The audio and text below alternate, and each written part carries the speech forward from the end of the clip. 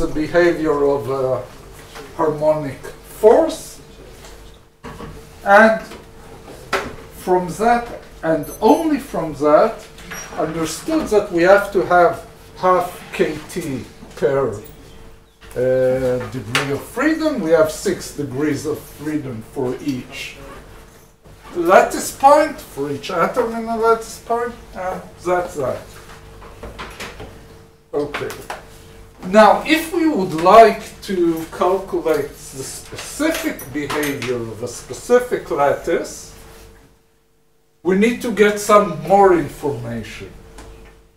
And that's exactly what we are going to do today, which is see actually what are the modes of vibration in a specific lattice, and you can guess with what kind of lattice we'll start. Simple cube. 1D. 1D.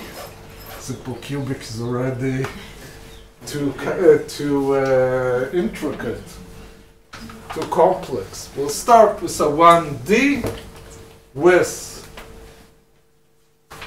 the simplest lattice that we can think about. Then we'll progress to 1D but a Bravais lattice. After that, we'll expand to 2 or 3D, some structure. Okay? So, basically, we're interested in the lattice vibrations.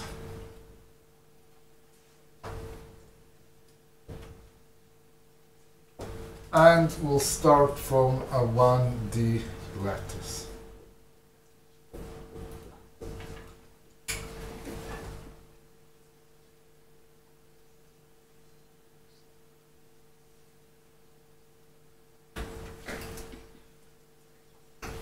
Okay, so this lattice, we can write down the position of each lattice point, NA, N plus 1A, N minus 1A, N minus 2, N plus 2A, and so on and so forth. Now, of course, if we're talking about vibrations, the atoms are not in the lattice point. They are displaced. So this guy is perhaps here, this guy is here, here, there, whatever. Okay, so as we did in the previous lecture, this would be UN minus 2A, this, and so on and so forth. Okay, what does it mean? How much is the N minus 2 atom displaced from its equilibrium point? So, since we are only interested in the harmonic part of the energy,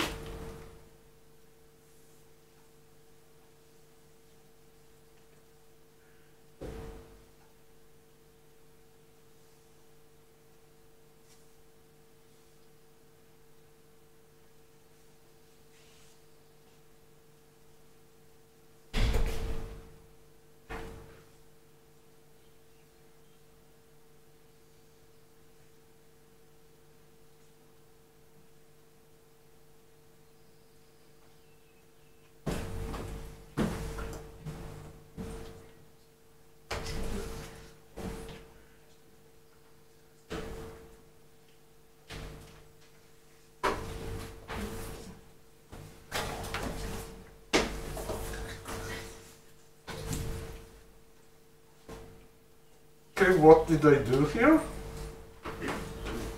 I gave the name K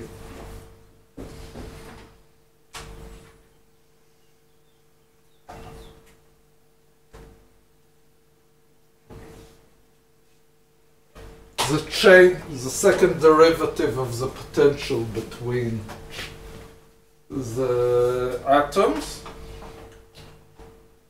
And I'm decorating it so we won't get confused with all the other K's that we are using here. And it's the same everywhere because it's the same atoms. They have the same potential between them. But at specific point, right? What do you mean specific point? It's the second derivative. It's the Around the equilibrium, of course. Okay. As always in any Taylor expansion, we're assuming that U is small compared to the equilibrium point, and that's the derivative there. Okay, so we know what is the energy. Okay. Once we have energy, what can we do with it? Oh, minimum we know. 0, of course. We can develop the whole time-dependent behavior of this system. If you want, and now it's completely clear, it's a whole bunch of coupled springs.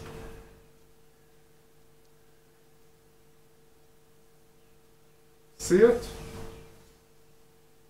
Have a chain of coupled spring. Could have asked this question in first year mechanics. Okay, so let's do it. Let's solve it.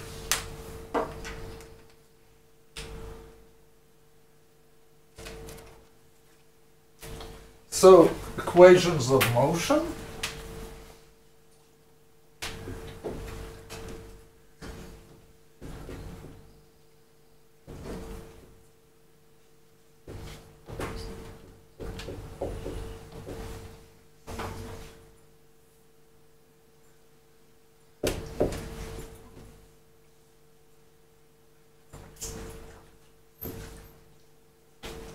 Newton's law. This is ma. Second derivative of a position is acceleration.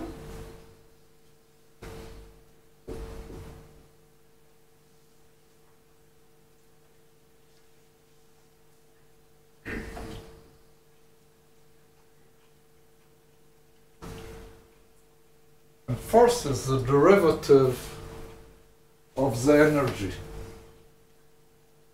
up to a minus. If I would have replaced this u by an x, you would see it immediately, right? Newton's second law. Okay, what's special here? How many equations of motion do I have? One. Infinite.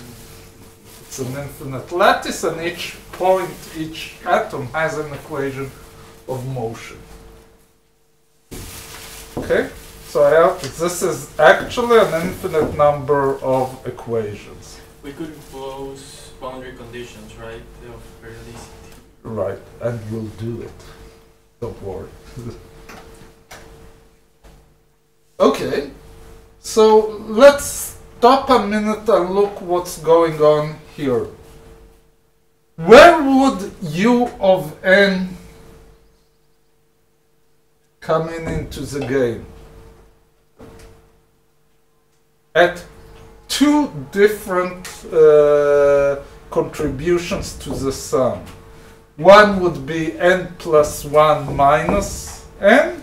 The second would be n minus n minus 1. So we have two places where it takes part. All the rest of the infinite contributions are not relevant for the equation of motion of a specific point. You want to give it a nice name? Nearest neighbor. But it's not surprising because we assumed that all interaction is with the nearest neighbors once we wrote this specific form. Right? Okay, so let's write down explicitly.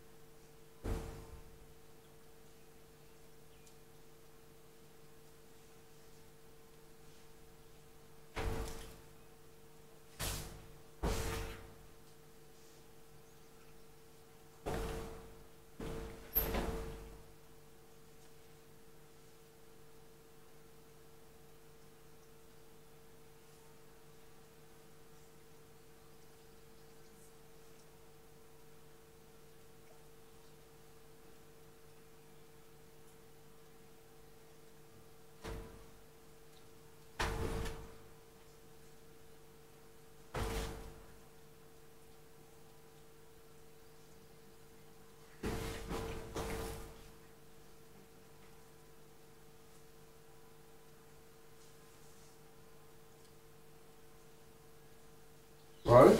Let me write down here. I'm not writing all the contributions that don't have UN in them. Not interesting. I know they'll fall off. In the derivative, I have here what.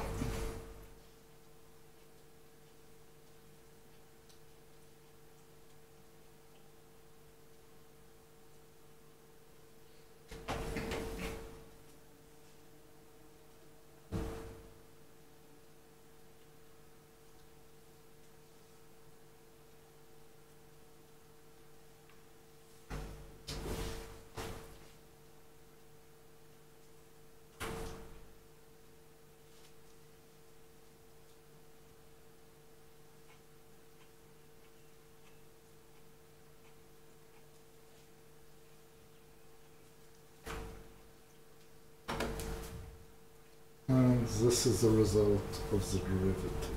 And this, after I perform the derivative, results in what's written here. Okay. What else do we need? As pointed out, some boundary conditions.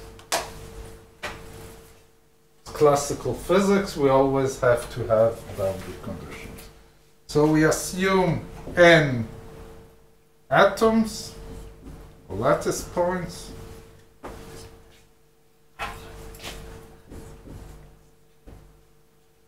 periodic boundary conditions, which means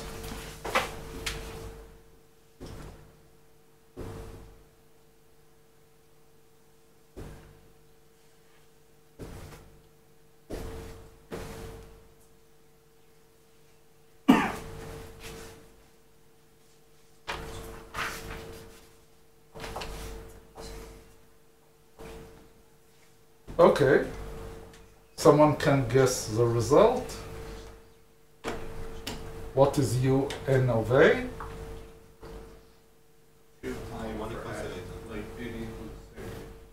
Monic oscillator if you add two guys.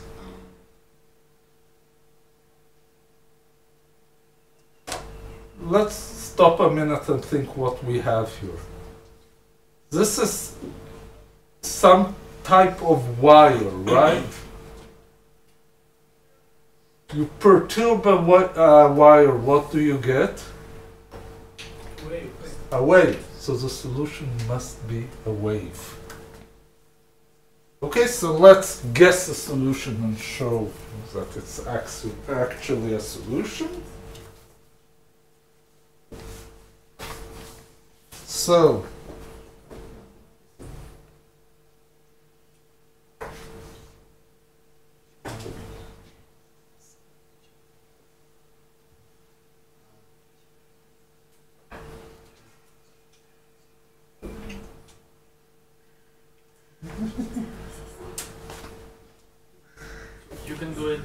by making a Fourier transform. Yeah? Well, always in physics, actually not only in physics, anywhere in mathematics that you have something repetitive, Fourier transform will be a good avenue to go down.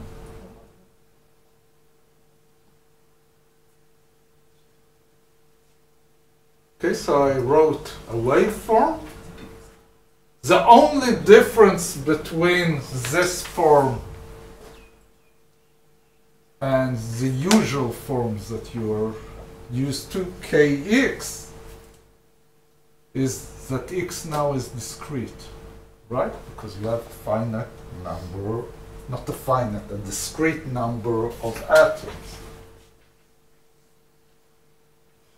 What do the boundary conditions mean?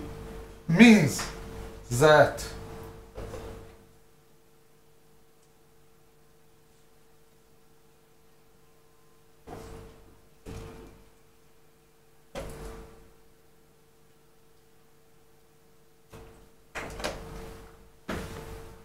right, I finished the going around the system. I have to return to the same solution. Our good old friend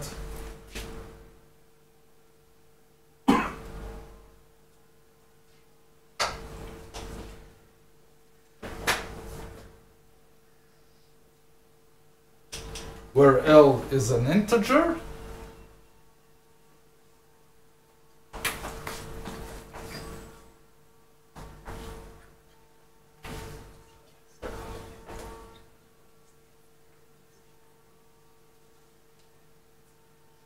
So I can't have here any k that I want. I have a discrete. Okay, no? Where did I leave A at? נטו מהיחידות כאילו.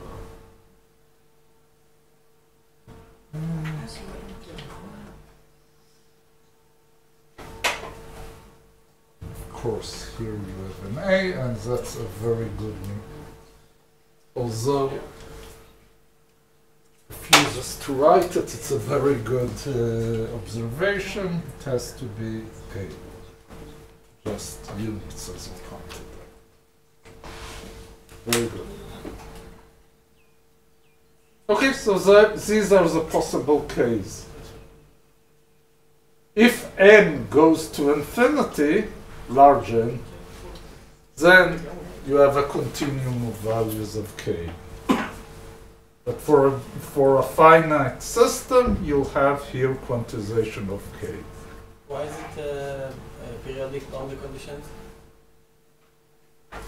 Because I told you that u of n plus n will be equal to u of n. Why are we assuming that? Why must it be? Because it's convenient. Look, you have here a problem, and that returns in physics everywhere. We did it also in quantum mechanics. You'll do it in quantum fields. You'll do it everywhere. But it's when you're looking at a system that is like a closed loop. We did it in quantum mechanics. Here it's just a line. Yeah, but you have two possibilities. Say something about what happens at the end of the line, right? Mm-hmm. Or connect it with itself. So wouldn't it be more convenient and representative of the system if we impose the, I don't know, zero boundary conditions, zero hard wall boundary conditions. Yes. Convenient, definitely not. This is much more convenient mathematically. Now conceptually, depends what type of problems you want to ask. Are you interested in things that are happening around the boundary? No. Then definitely you should put hard wall and see what's happening there. Are you interested in the properties of the bulk of the system very far from the boundary? then the boundary shouldn't make a difference, right? And then go with the solution, with the way that gives you more convenient mathematics. That's the answer to your question. Any more questions?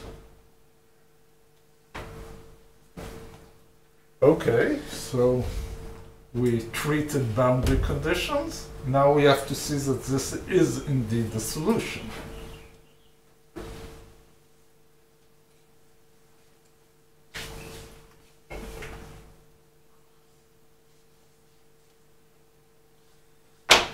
There was enough time here in order to use the blackboard eraser.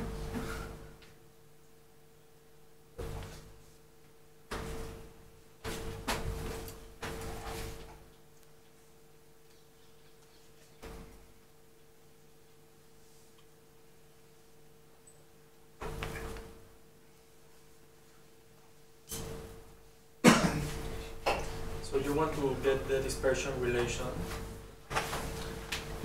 Exactly. What else is interesting in wave motion?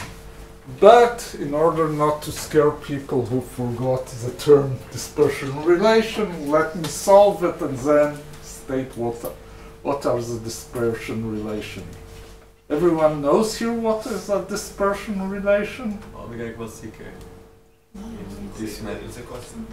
No, let's be more exact. Omega equal Kc is a specific form of a dispersion relation. Dispersion relation in general is a connection, a function that connects omega to k.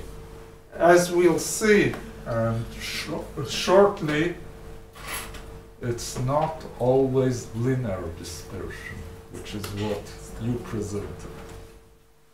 Actually, we'll see that in this case, it's not. We saw in quantum mechanics an example for that. Right?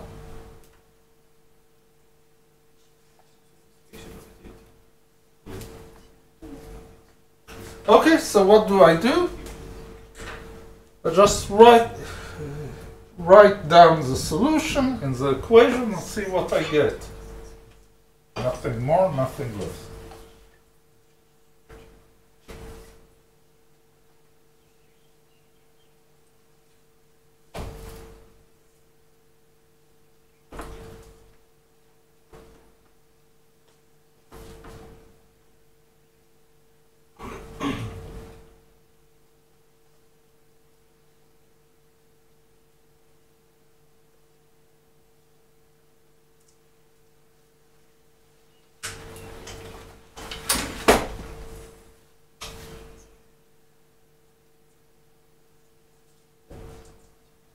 Second derivative will, according to time, will depend only on omega squared up to the minus because of the I.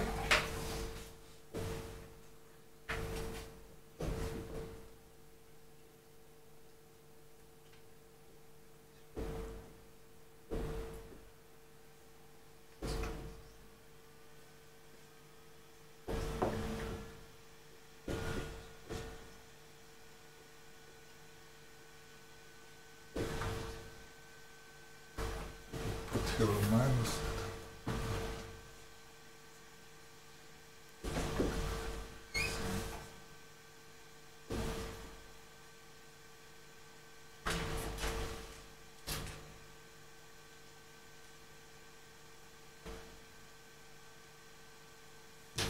Why is this? Okay, this is clear. This guy is one removed by n minus 1a, so the only thing is I have to multiply what's written here by minus ika. The other guy is by plus 1, which is plus ik.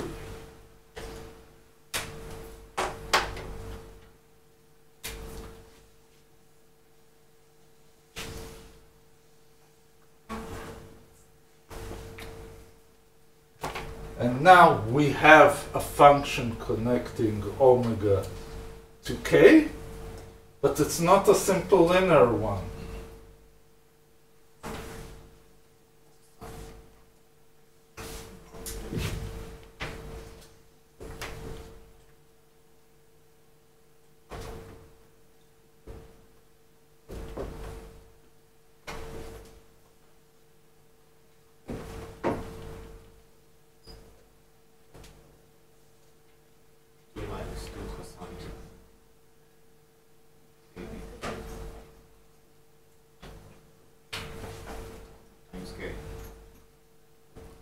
Here is the reason that I decorate this. And I have, and I can cancel the minus.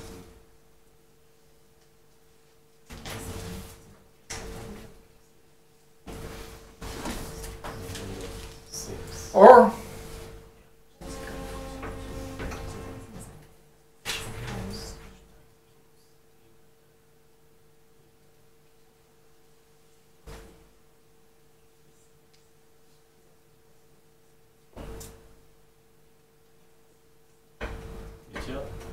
just a moment. Yeah. It's supposed to be a sign. No, it's minus possession. It's 2 minus minus. It's 2 minus. Oh. Sorry.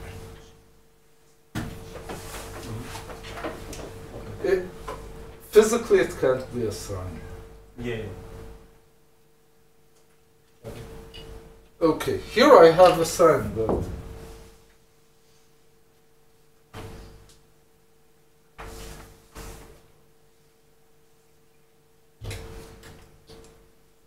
okay, so let's draw it.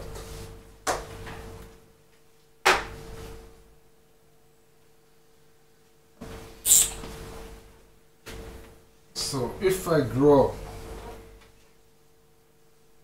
omega as function of k,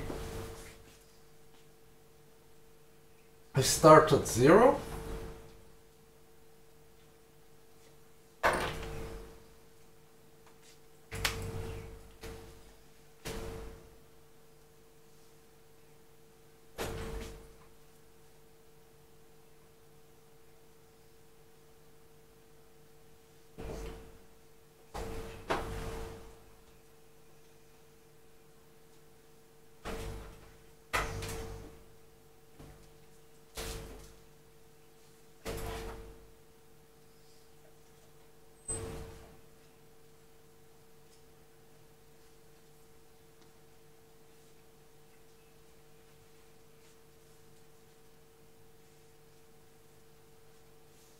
At small values of omega,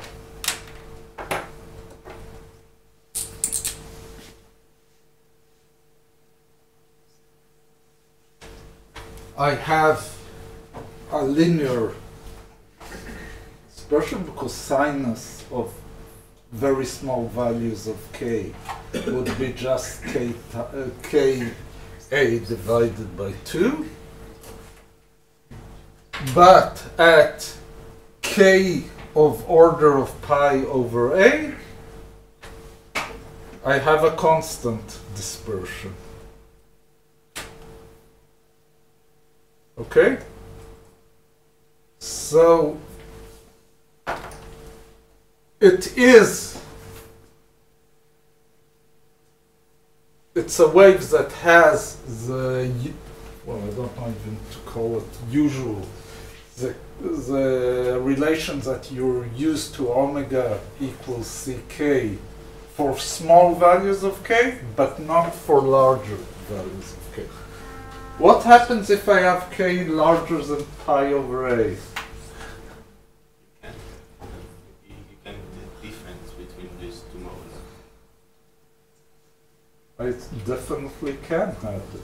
If you measure the location, what's the difference between two? So it's just repetitive. You And- see the position of the next position in the lattice? But it doesn't have a physical meaning. With a bigger Exactly, because I'm moving to the higher harmonics or to the.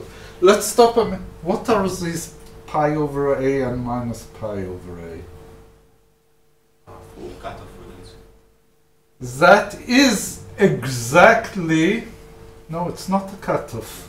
It's just the inverse. Well, it's the reciprocal lattice points. You remember that for a one-dimensional system, the reciprocal lattice points are some multiplication of pi over a. So this region is the first Brillouin zone because it is the lattice unicell for the reciprocal lattice.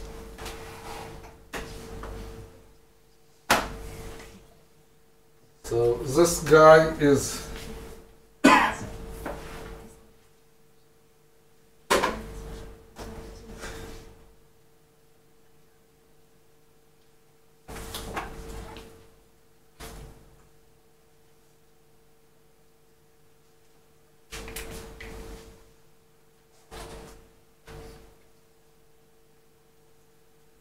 areas that I described is the first Brillouin zone. All other zones, not the first, are repetition of the structure.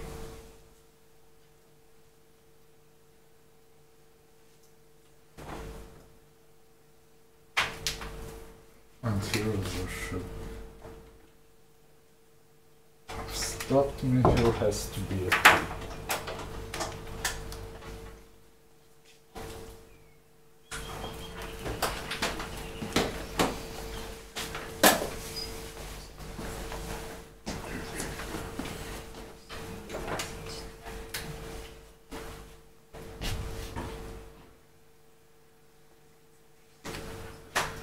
okay.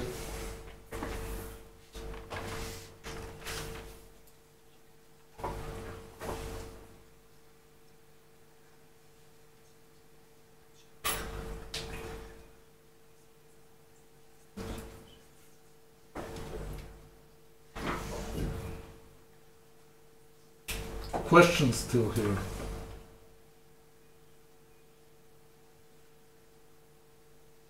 Let's go back and do this whole game, but for a Bravais lattice.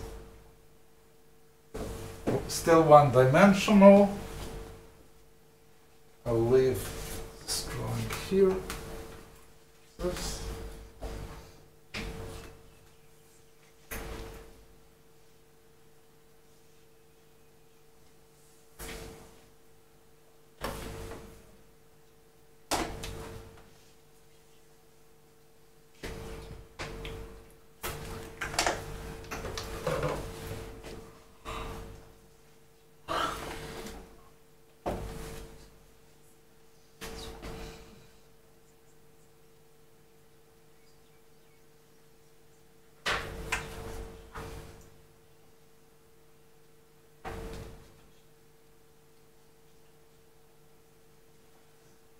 Let's think, for example, a case where we have a lattice built out of molecules of two atoms.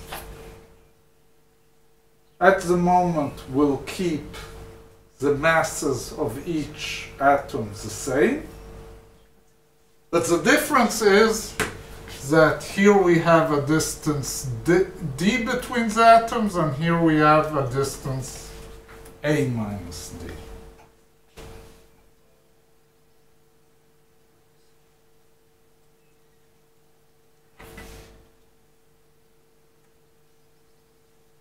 So the size of a unit lattice is? The size of a unit cell is? A. I'm returning to the same point after the distance A. Okay, so it's the Bravais lattice is the same as previously, but now I have two atoms. What will happen in such a situation? From the physical point of view, I'll have a stronger interactions between the segments that are close and weaker for those that are further out. Okay, so I can call it, let's say, a constant k between the close ones and a constant g between the further ones. And it repeats itself. Okay.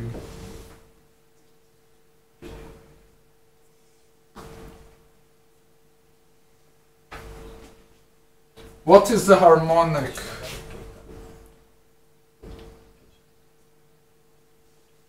Energy in this case? Is the regular one, we plus a correction for the A minus for the D. That's what we learned in the taboo. In? The taboo. We said it's the normal one plus like the correction for G. Well, the only thing I don't like is to call it a correction. Well, it's not a correction. The addition. That we have here this energy plus this energy. Plus, so it's sum over n.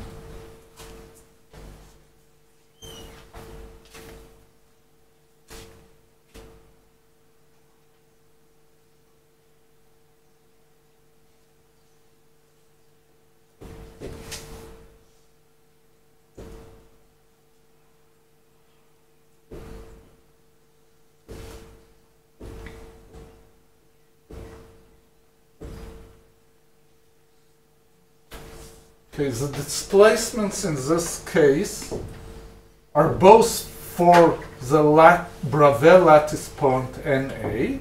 But I have two displacements there, U1 and U2, because it's the first and the second, this unit cell.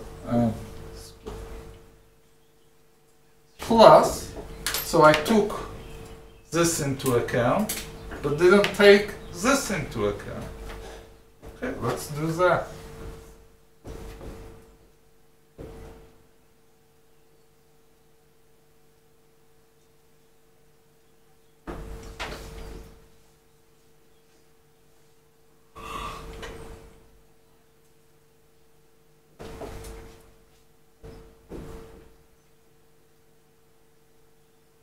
Actually, it would be nice to try to U2 minus.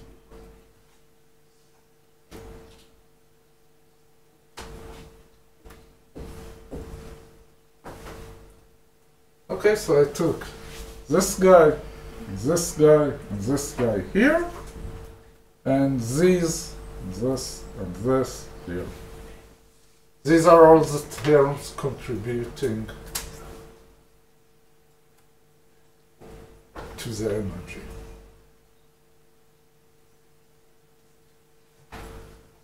Well, what do I do next? Same thing. What's the difference here? I have U1 and U2. Two different displacements. So instead of having n, large n equations, I have 2n equations. Okay, natural.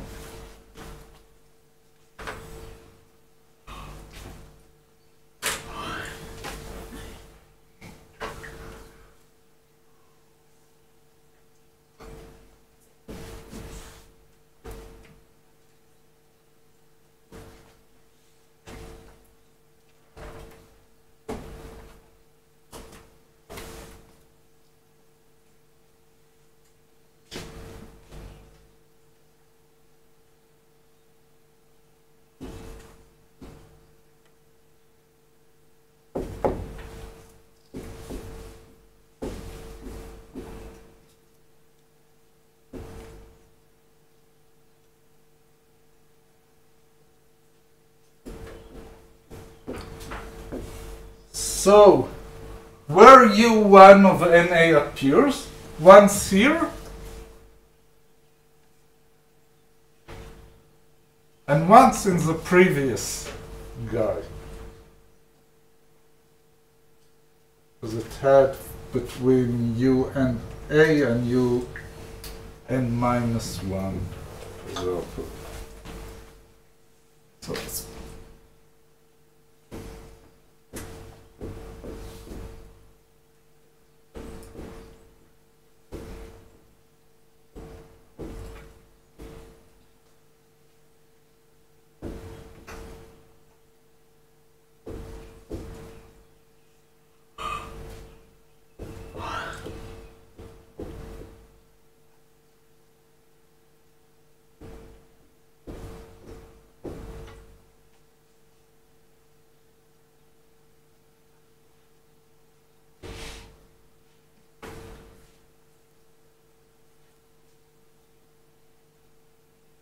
same as previously, the only difference is that you have your u1 and u2.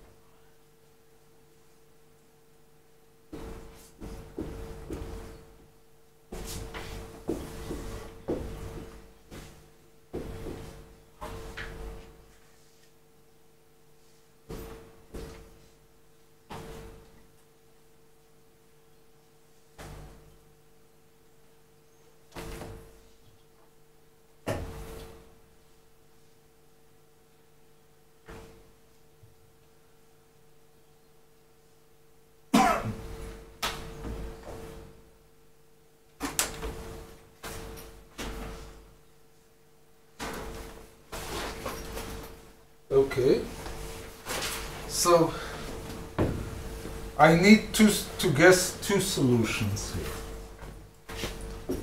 U1 NA and U2.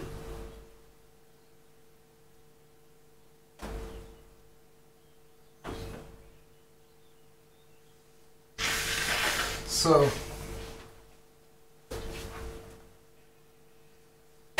what would be the natural way to guess a solution here?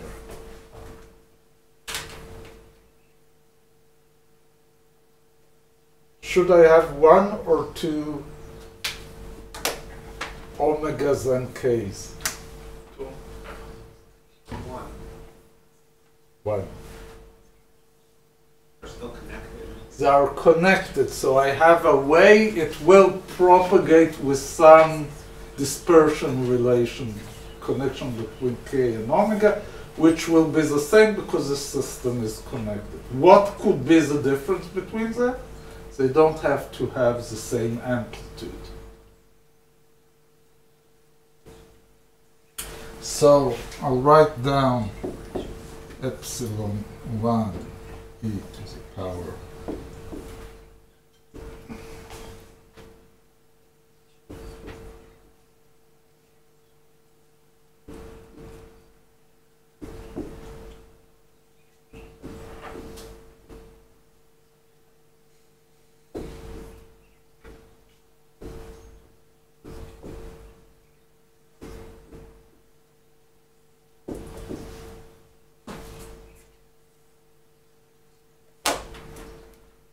feed it back and get a connection between k and omega.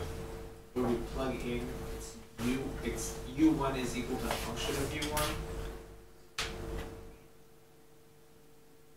That's anytime. If I'm looking for f of x, That's NA, no? Yeah, no, that's what you put u1 equals e to the I k u of 1. That's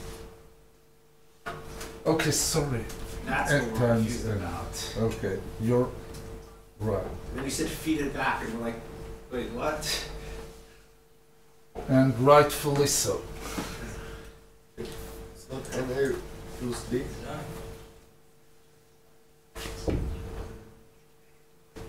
No, because this is the displacement of the second atom belonging to the unit cell Na.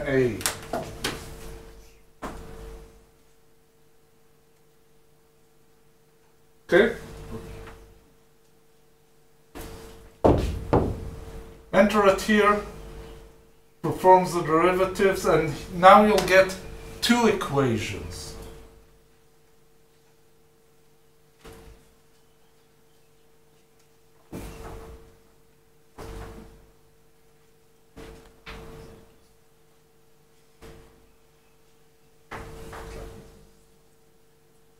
Okay.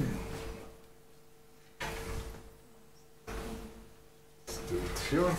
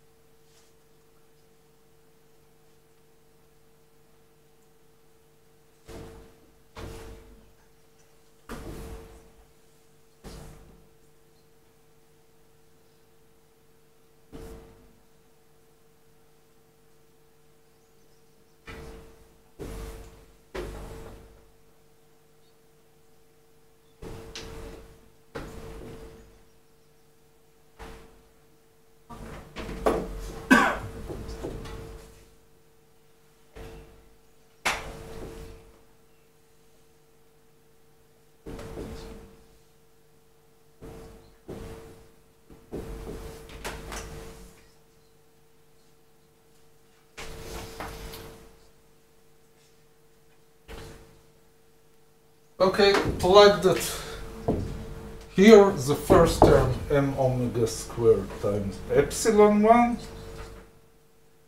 Plug that here and here. For u1, I get simply k plus g, or minus k plus g. Because that's from this term and this term. And for u2, it's k plus g, but with a factor of e to the minus ika, because it's here minus 1.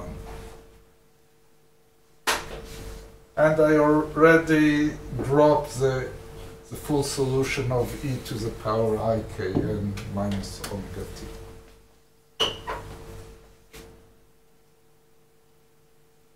Just putting it in here, getting rid of the exponential part, because it's the same everywhere.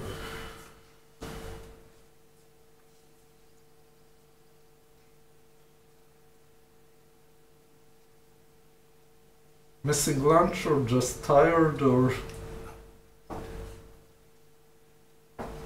Okay. Good, same thing I'm doing for the second equation.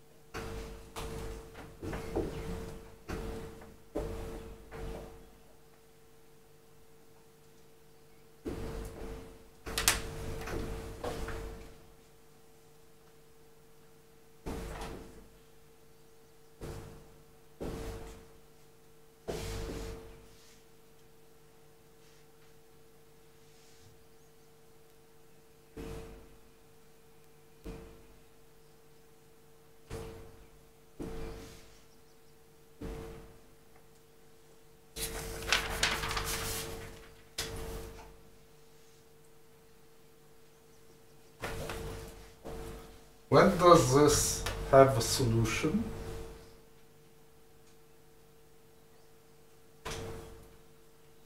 I have two equations in epsilon 1 and epsilon 2, when does it have a solution?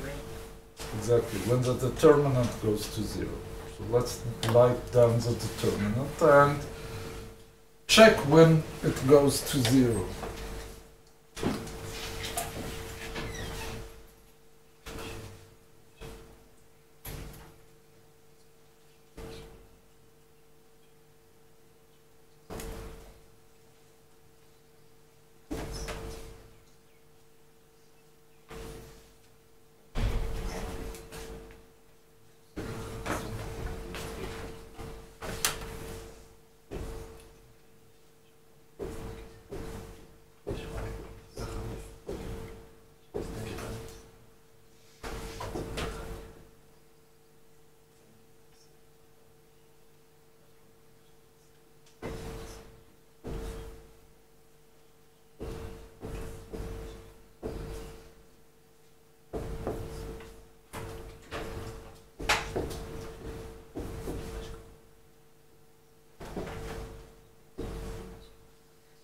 So this is just from the determinant.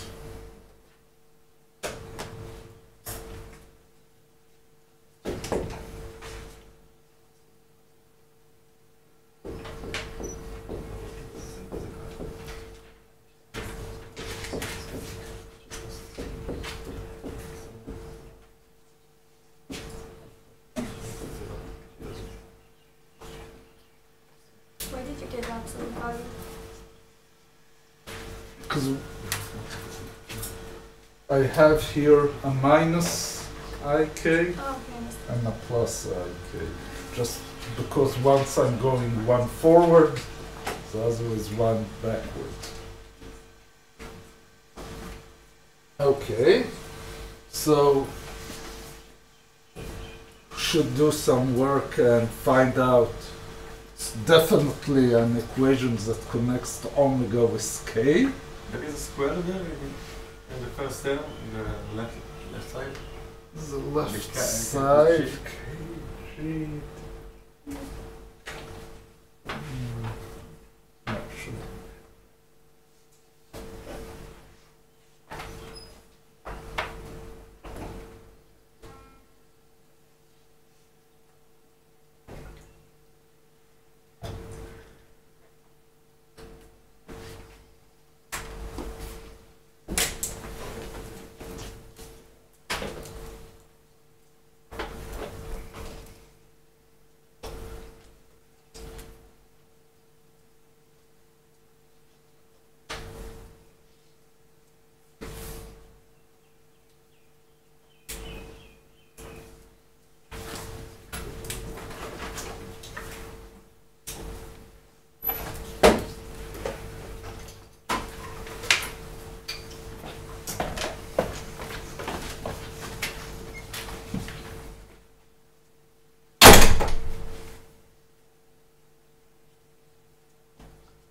So the answer is,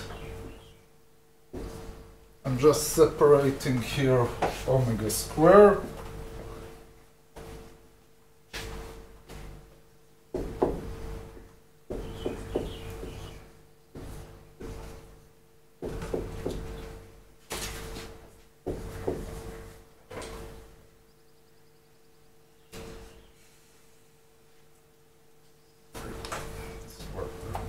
Omega.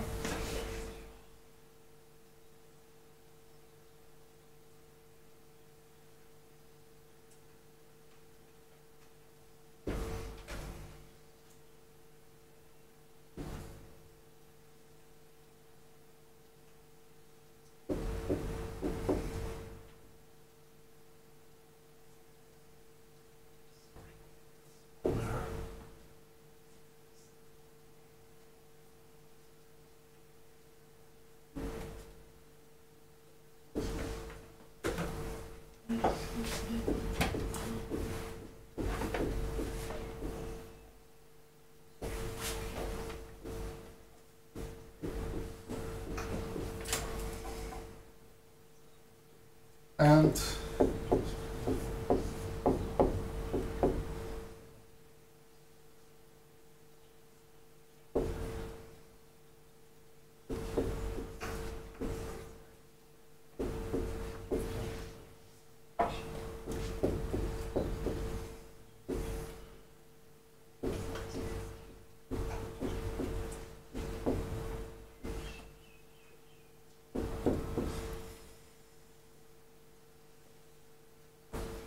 Okay, so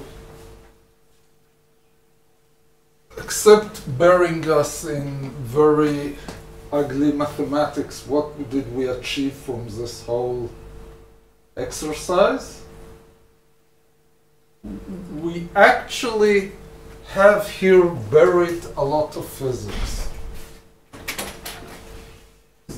and some understanding of the system. Okay, what do you do when you run into such a complicated result? Generally. Take limits.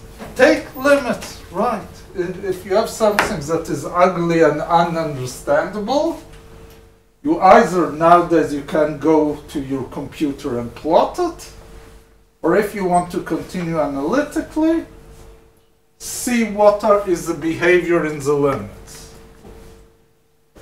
Okay, so what are the limits here? Small k's.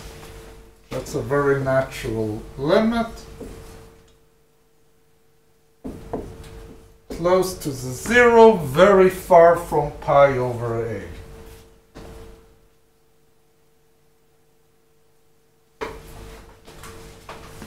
Okay, so let's rewrite what's written here.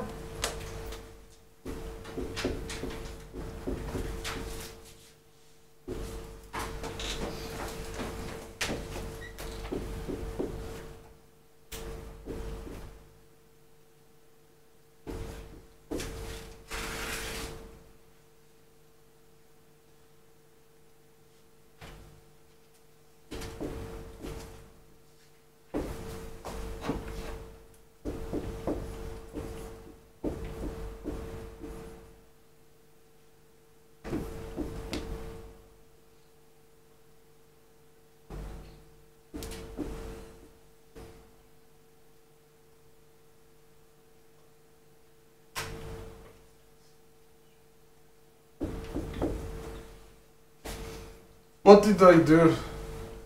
This step? Not much.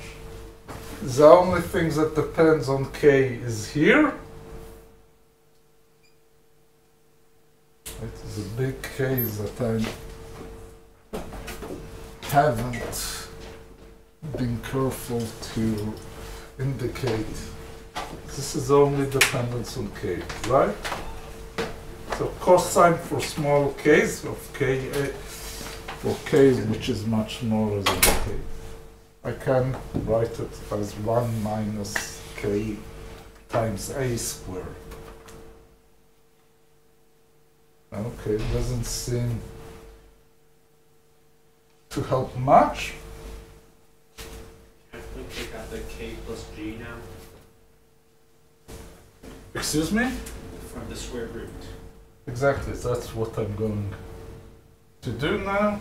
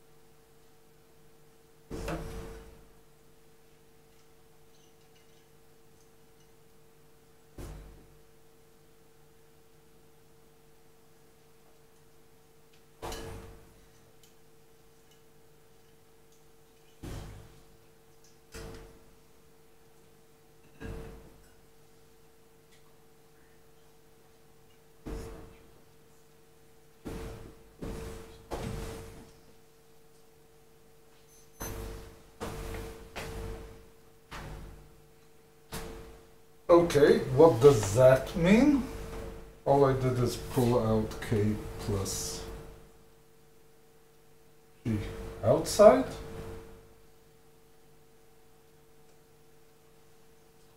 This is by definition a small term, right? depends on k, and the dependence on k plus g square of k times g is the same, of the same order.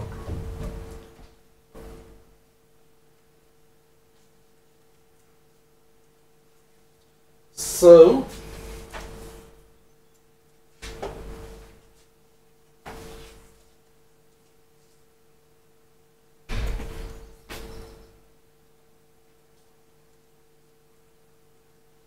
I have here two solutions.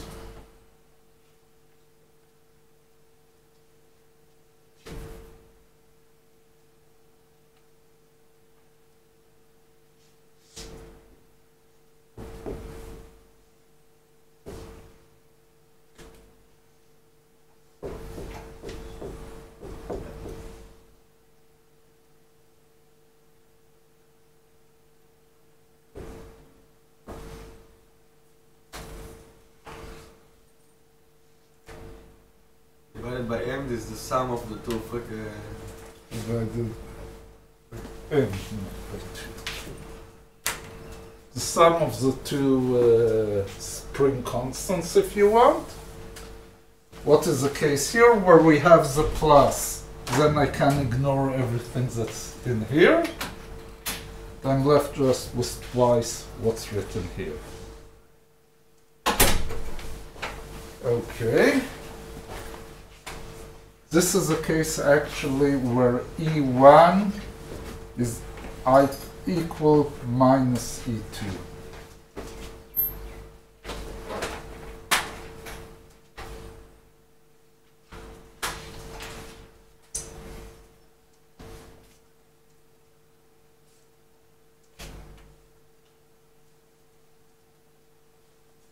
Okay, and what is the second solution?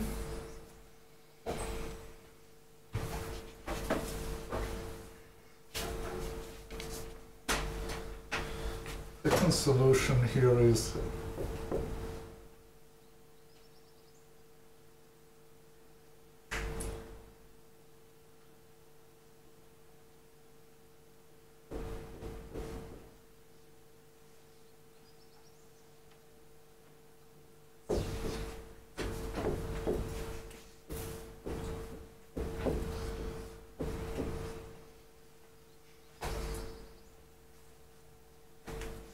let's start from this solution. This is the case where you have here a minus between them. Yeah.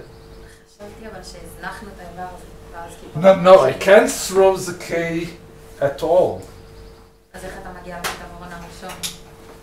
Well, here if I throw out the k at all equals 0 for the plus, I still have some relation, right? It's constant. Only got 1 plus 1 gives you 2. Okay? 2 is large compared to whatever you have here. 1 minus 1 gives me 0. Then I'm not allowed to throw it out. Right? And then you get what's written here. Okay, let's look on this solution.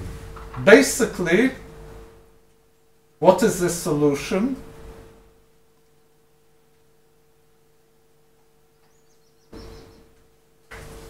It's the same solution that we had previously. We are looking at small k's.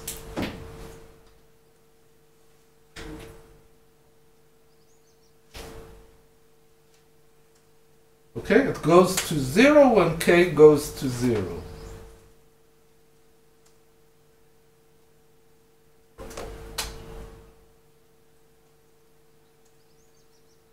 What's the problem? Oh no, there's nothing. Just It's linear. It's linear. Because that's square and that's square. It's a linear solution. It's the same solution that we had previously.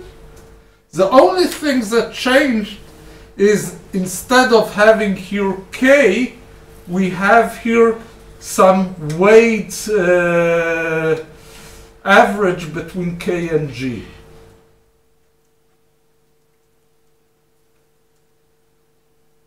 Okay, it's k times g divided by k plus g.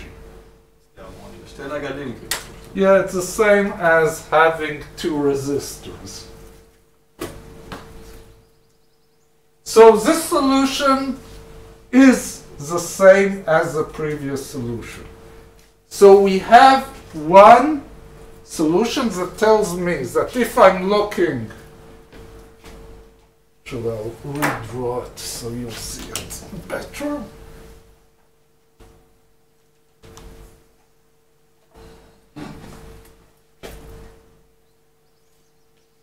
Okay, so this is my lattice. Okay, this is K. This is G, this is K. G, and so on. Okay. What is U1? The displacement of the first atom. So if this guy is displaced with some amount compared to the lattice point, his friend to the unit cell, his partner to this unit cell, E1 is equally to, in this case, will also be displaced. Perhaps somewhat more, but so if this guy goes further out, this guy will. So this is a wave that continues and the displacement grows and then gets smaller on long ranges. Why it's long ranges? Because what is a wave when k goes to 0? Constant. It means that it changes a bit between each unit cell. Right? Small k's is a displacement that changes slowly if you move from one unit cell to the next to the next. So this is the solution, basically the same as we had before for k going to 0. Now I'll drop a name. That's an acoustic mode.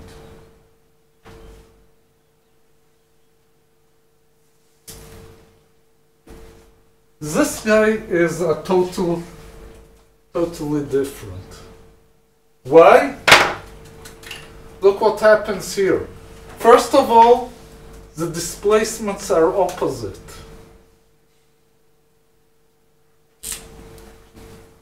Let's say if this guy moved to here, this guy is in the opposite direction. This guy moved to here, so this guy will be here.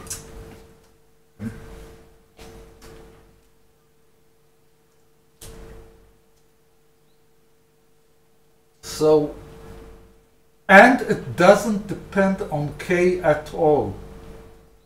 Why? Because it's a local displacement within the unit cell. Doesn't care what's happening in the next unit cell. So, and this didn't exist here. When I was at k going to 0, I didn't have such a mode. If I didn't have two different spring constants, right? So this is something that the fact that I have a Bravais lattice contributes to it. So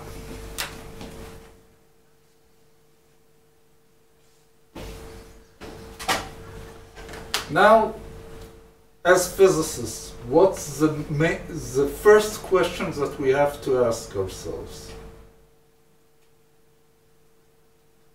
K equal to G is the same result. Exactly. Very nice. We got something totally different. Two modes instead of one mode. Right? So, excuse me, if K is equal to G, what happened to this additional mode. Did it disappear? Missed it. No, we didn't miss it. And this is delicate, but very important. Okay, so let's do it carefully. Okay, I'll add here that this is, as we said, an acoustic mode.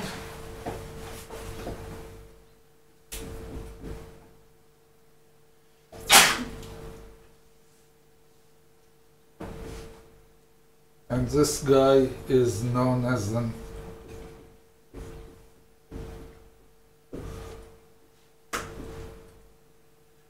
for reasons that we'll see in, not so sure in this lecture, but in the next one.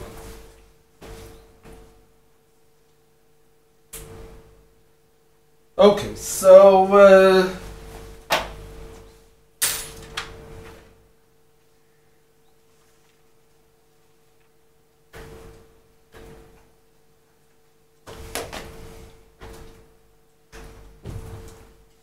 the questions that we want to treat here .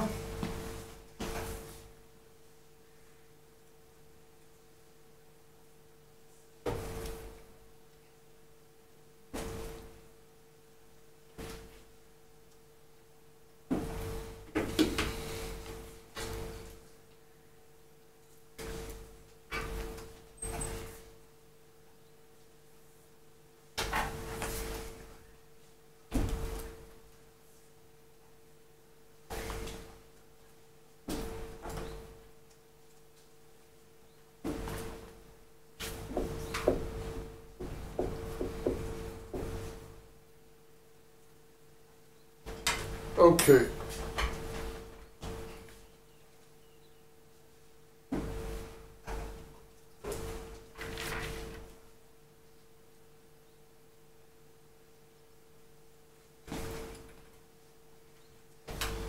I want to be a bit careful here.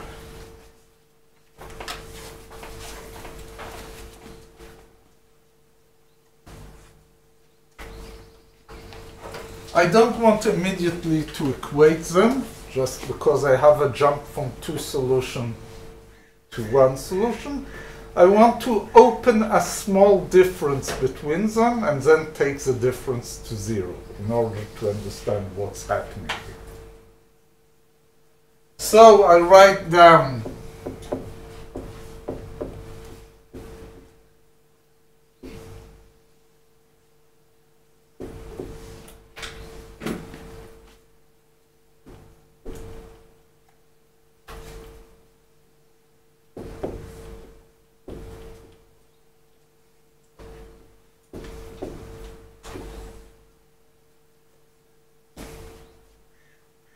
okay, I'm allowed.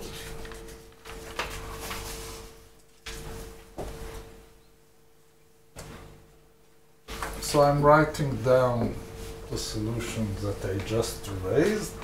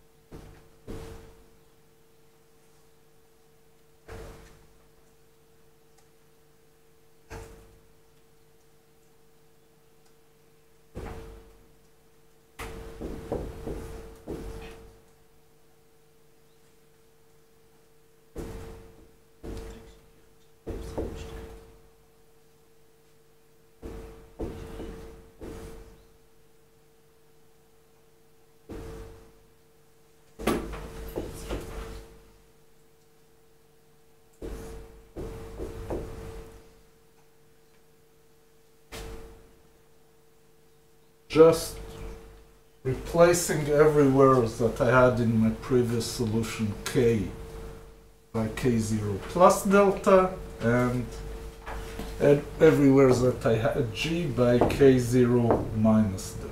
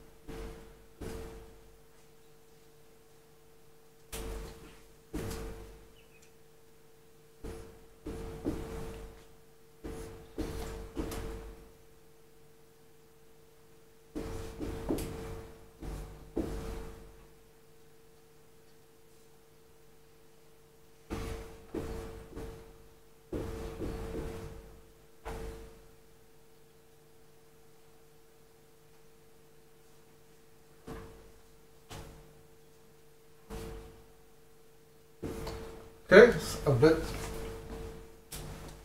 just pulling out the 2k0 outside.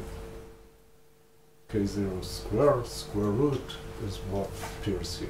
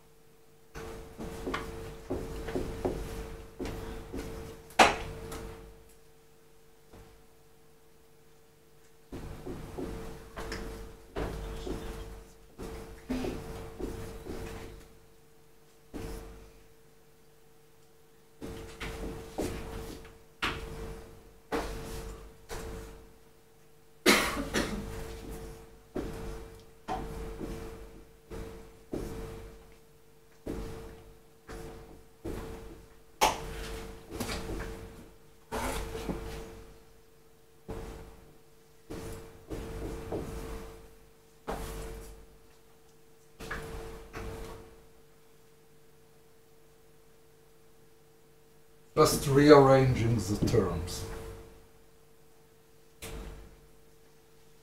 Sorry about the boring algebra, but we need still an additional 2 steps. Okay, now I pull out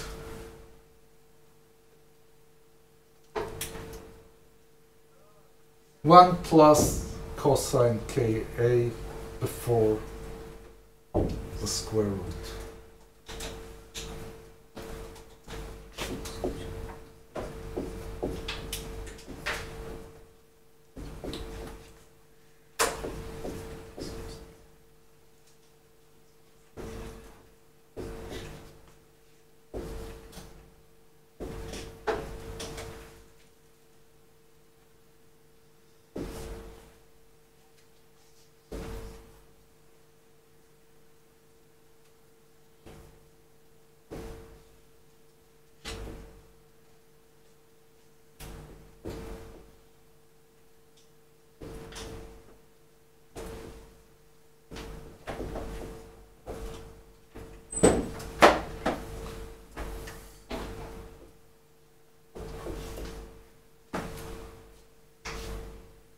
Got nothing spectacular here, just pulling out the 1 plus cosine K.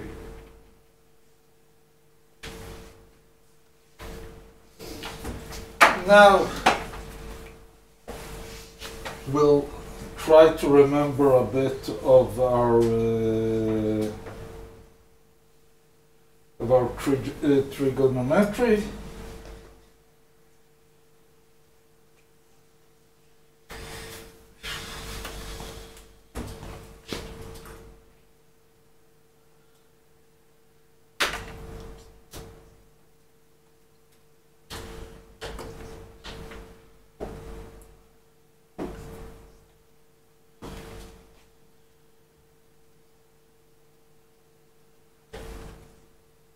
Okay, there's a connection between an cosine of an angle and cosine twice the angle.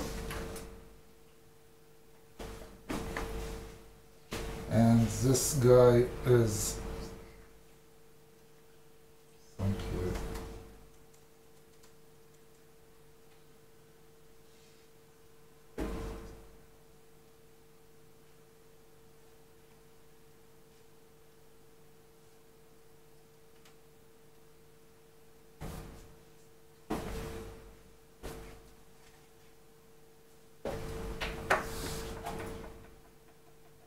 and we're almost there.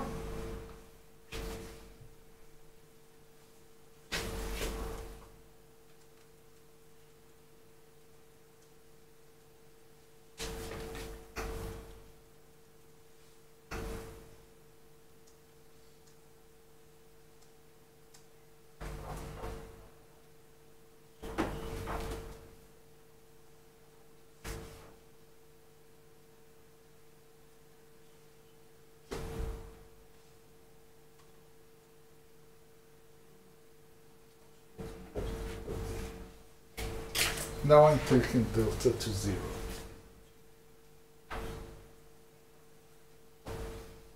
I get here, of course, two solutions, because I have still plus minus.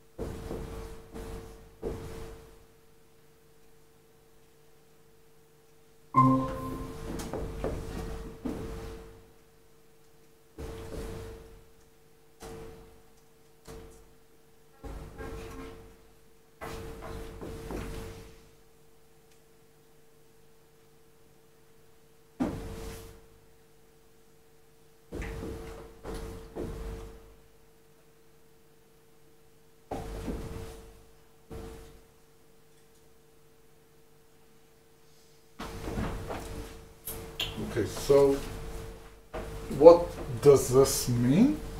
We're still with two solutions.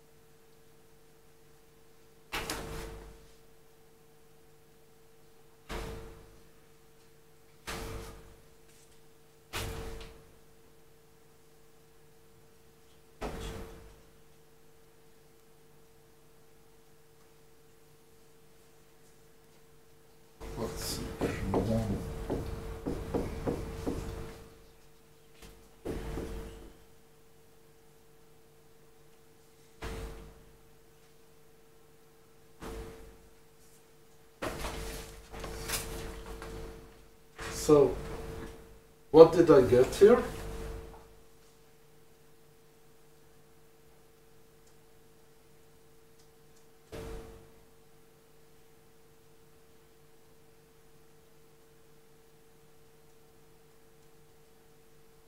Let's stop and think a moment. What is the, if k is equal to g? It's 1D lattice of length a half. Exactly. So, if we insist that we have a Bravell lattice with two atoms in each unit cell, that the distance between them is A, it's equivalent to a solution of a case with A over 2. Right? So the second branch that joined in I over from the next Brillouin zone in the language of the distances of A over 2. Yeah, because measuring it as we just because we're measuring it every other one we would measure. Exactly. Like When we changed the basis to 2, we also changed the length scale. So basically, we're back to the same solutions that we had before, but drawn for a longer K, for a K that has 2 Brillouin zones. This is 1. Hmm? This is 1 in your graph. Basically, here, this is the Brillouin zone.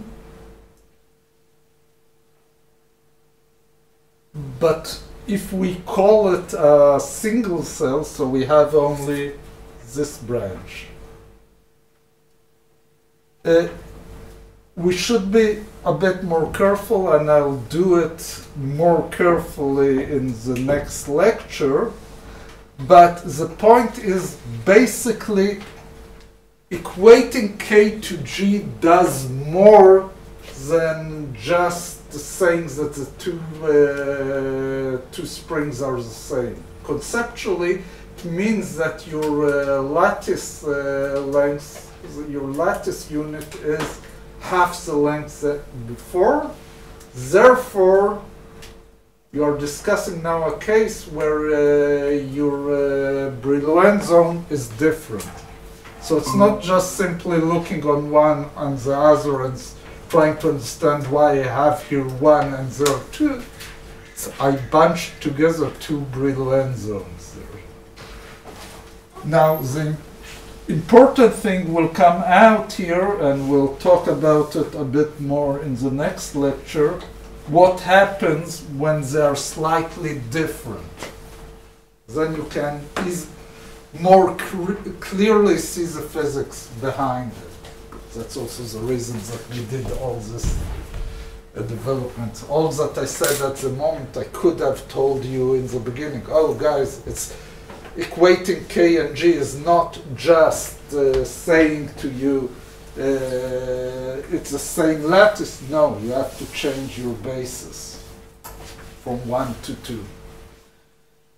And we still have to discuss the case of K of order pi over A. We looked only on small k's. All this we'll do in the next lecture.